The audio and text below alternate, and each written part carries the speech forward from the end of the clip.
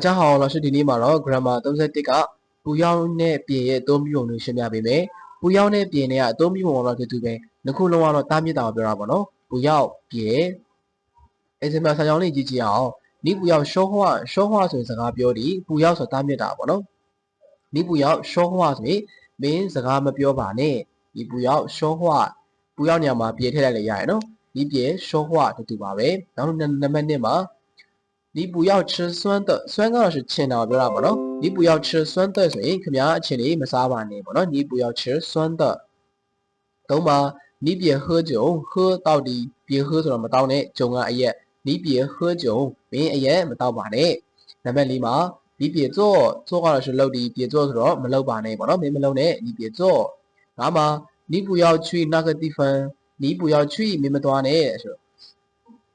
那个地方ဆိုတော့အဲ့ဒီနေရာကိုအဲ့ဒီနေရာကိုမင်းမသွားပါနဲ့ပေါ့နော်你不要去那个地方ဟုတ်ပြီဒီ不要ရဲ့အသုံးပြုဖို့၅ကြောင်းလေးကိုတစ်ခေါက်ပြန်ဖတ်ပြပေးမယ်你不要说话你不要吃酸的你别喝酒你别做你不要去那个地方ဟုတ်ပြီဒါဆိုရင်ဒီ不要နဲ့ပြင်တဲ့အသုံးပြုပုံလေးကိုကိုယ်ပိုင်စာကြောင်းလေးတွေနဲ့လေ့ကျင့်ကြည့်ပါနော်